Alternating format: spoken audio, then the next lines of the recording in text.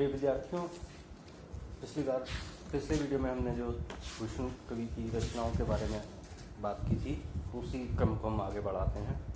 बात हमारी शिवा बावनी रचना के संबंध में चल रही थी, उसी के बारे में आगे देखते हैं। विद्वानों ने इस रचना का आकलन कैसे किया है और भूषण के काव्य में ये रचना क्या स्थान रखती है, ये सारी बातें हम इसमें देखेंगे।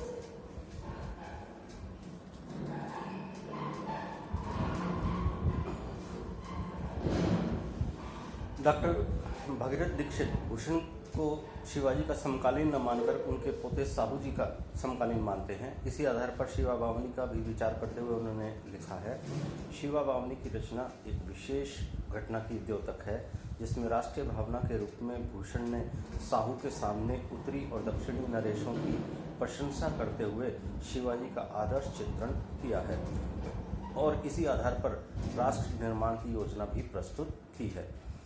इसमें भी ऐतिहासिक चित्रण जो शिवाजी के नाम पर प्रवाहित किया गया है, उसमें से अधिकांश साहू जी और बाजीराव पेशवा की विजय से संबंध रखता है। इसी संबंध का एक तथ्य तो यह स्पष्ट करता है कि भूषण ने इसे स्वतंत्र ग्रंथ के रूप में नहीं रचा, अन्यथा इसकी कोई हस्तलिखित प्रति अवश्य ही मिलती। दूसरी बात यह भी ध्यान रखने की है कि इसे संवत 1946 में सर्वप्रथम गोवर्धन दादा लक्ष्मीदास कच्छ भुज ने प्रकाशित किया था। ऐतिहासिक ज्ञान के अभाव में घटनाएं कालक्रम के अनुसार नहीं हैं, कालक्रम के अनुसार बाद में मिश्र बंधुओं ने इसे लिखा है। यदि इस बावनी को साहू जी को सुनाया गया होता तो इसका नाम साहू बावनी होना चाहिए था। यदि राष्ट्र संगठन के कारण ही इसे रचा गया है तो किसी पद में, किसी छंद में उसकी अभिव्यक्ति भी होनी चाहिए थी, परंतु इस रचना में हमें ऐसा कुछ देखने को नहीं मिलता है। साहू की विजय का वर्णन तो कवि को करना ही चाहिए था। इसके विपरीत कवि ने शिवाजी के युद्धों और उनकी विजयों का ही वर्णन किया है। इन सभी बातों से यह सहज रूप से ही निष्कर्ष निकाला जा सकता है कि शिवा बावनी एक संकलित रचना है तथा इसमें भूषण ने शिवाजी संबंधी सामग्री को संजोया है।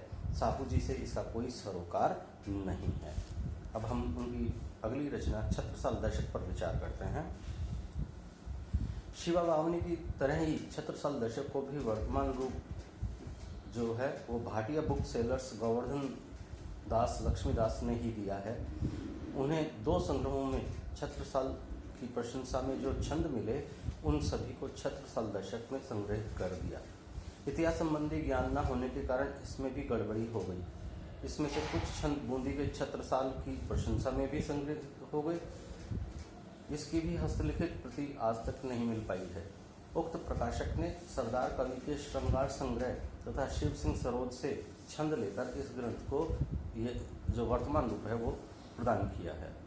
पंडित विश्वनाथ प्रसाद मिश्र का विचार है कि छत्रसाल दशक में आए केवल 6 कवित्व भूषण के हैं, जिनमें से एक कवित्व छत्रसाल की स्वतंत्र प्रशंसा करने वाला नहीं है।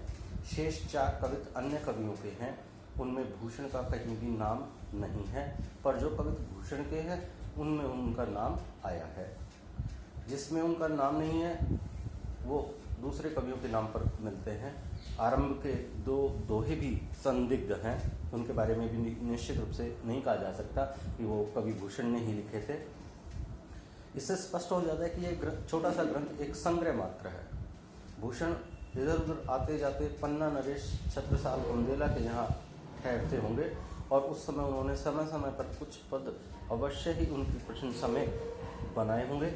वैसे भी छत्रसाल बुंदेला का भी उत्कर्ष शिवाजी की भांति ही हुआ था और उन्होंने भी हिंदवी साम्राज्य की नींव रखी तथा उसके लिए घोर प्रयत्न किया था। इसी कारण भूषण ने अपने पदों में उनकी भूरी प्रशंसा की थी, जो हमें इस ग्रंथ में देखने को मिलती है। अब यहाँ तक तो बात थी कवि भूषण की रचनाओं की। अब बात करते हैं उनके काव्य में जो ऐतिहासिकता है वो कितनी प्रामाणिक है, कितनी अप्रामाणिक है, कहाँ तक वो संदिग्ध है और कहाँ वो तथ्यों से परिपूर्ण है। भूषण काव्य में ऐतिहासिकता के विषय में हम अध्ययन करते हैं और इसके परिप्रेक्ष्य हम शिवा बावनी रखेंगे, क्योंकि आपके पाठ्यक्रम में जो पद संकलित हैं, जो पाठ्यक्रम में पद शामिल किए गए हैं, वो सब शिवा बावनी के ही पद हैं।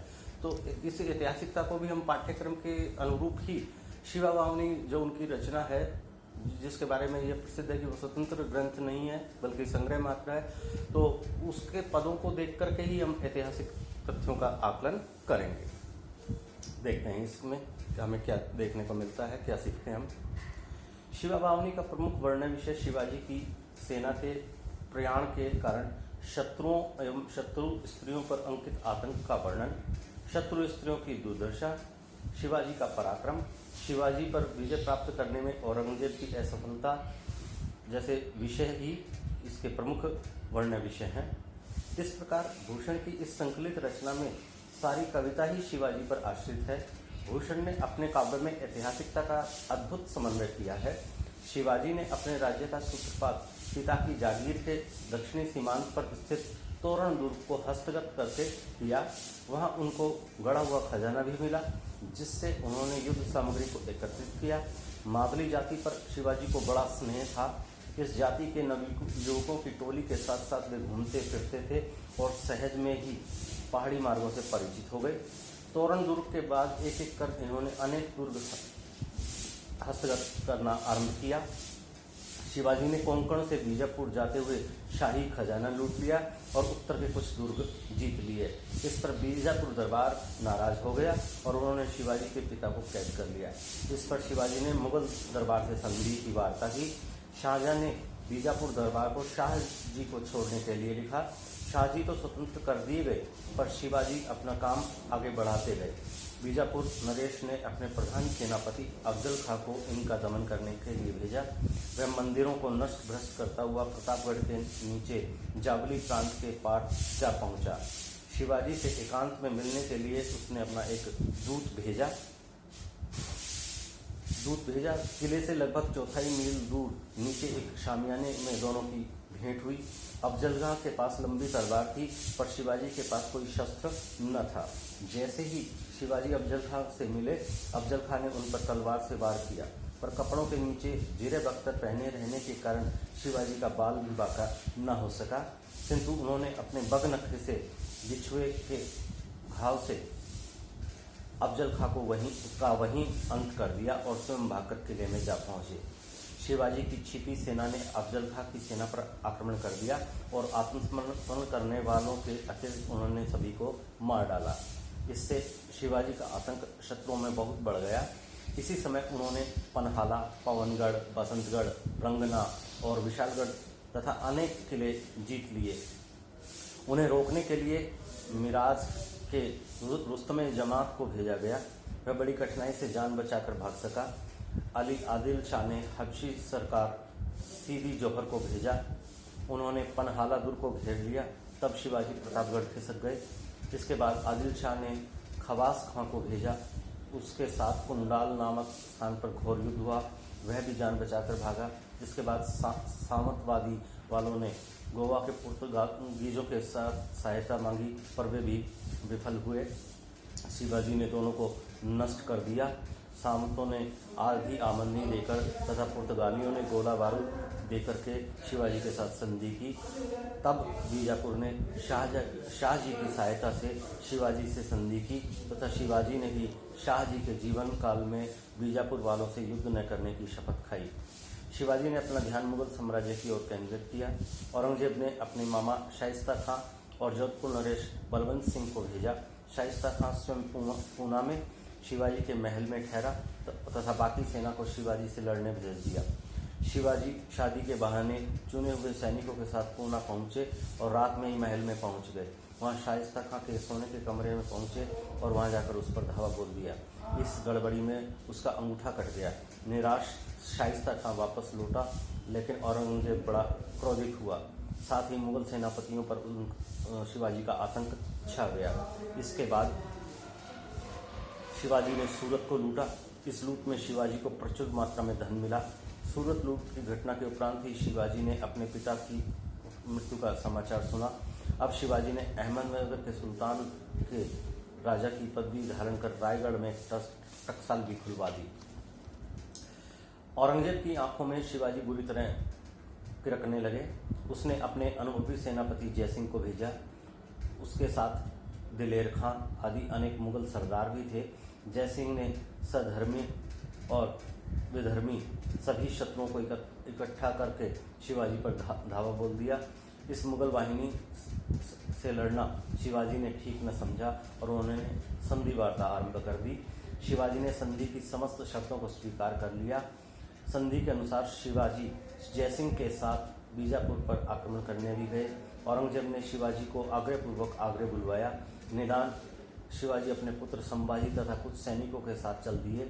वहां पहुंच शिवाजी ने देखा कि उन्हें मामूली सरदारों के समान ही आदर दिया जा रहा है। शिवाजी ने इस बात को अपने आत्मसम्मान पर ठेस के कारण स्वीकार नहीं किया। राम सिंह भी उनके क्रोध को शांत नहीं कर सका और वे औरंगजेब को बिना सलाम किए अपने डेरे पर वापस चले आए। औरंगजेब भला इस अवसर को कैसे चूकने वाला था, अतः उसने उनके डेरे में ही इनको नज़रबंद कर दिया। शिवाजी इस अप्रत्याशित घटना में भी भला कहाँ चूकने वाले थे। उन्होंने पहले अपने सब साथियों को दक्षिण भेज दिया और बाद में स्वयं बीमारी का बहाना बनाया। गरीबों को नित्य मिठाइयाँ दान की जाने लगी और एक दिन पिता पुत्र दोनों ही मिठाई के टोकरे में बैठकर बाहर निकल आए। दूसरे दिन चौकसी करने वालों ने औरंगजेब को लिखा कि पता नहीं किस तरह शिवाजी अदृश्य हो गए। औरंगजेब ने पूरी चौकसी की व्यवस्था कर दी, पर बैरागी का वेश धारण करके मथुरा, प्रयाग, काशी होते हुए लगभग 9 माह के बाद रामगढ़ पहुँचे। कुछ दिन के उपरांत संभाजी भी विश्वास पात्र आदमियों के साथ मथुरा से दक्षिण लौट आए। शिवाजी ने दिल्ली से लौटने के बाद अपना राज्य विस्तार आरंभ किया। औरंगजेब ने शिवाजी के चले जाने में जयसिंह का हाथ समझा। इस कारण उसे उत्तर भारत वापस बुला लिया गया। जसवंत सिंह और शहजादा मुअज्जम शिवाजी से युद्ध नहीं करना चाहते थे, अतः उन्होंने संधि कर ली। इस संधि के अनुसार कोंडाल और पुरंदर को छोड़कर बाकी सभी किले शिवाजी को वापस कर दिए गए तथा उन्हें राजा मान लिया गया। संधि के अनुसार ही शिवाजी ने मुगलों को बीजापुर पर आक्रमण में सहायता दी। बीजापुर वालों ने शिवाजी को 3.5 लाख रुपए वार्षिक कर तथा मुगलों को शोलापुर का भाग देकर संधि की। गोलकुंडा के सुल्तान ने भी 5 लाख रुपए कर के रूप में शिवाजी को देना स्वीकार किया। इन संधियों के कारण शिवाजी के 1-2 वर्ष निश्चिंत होकर बीते और उन्होंने इस समय को राज्य की सुव्यवस्था में लगाया। तो विद्यार्थियों, आज इतना ही इस वीडियो में। अगले वीडियो में हम शिवाजी की संरचना के जो ऐतिहासिकता है उसके बारे में अंतिम पढ़ाई करेंगे। धन्यवाद।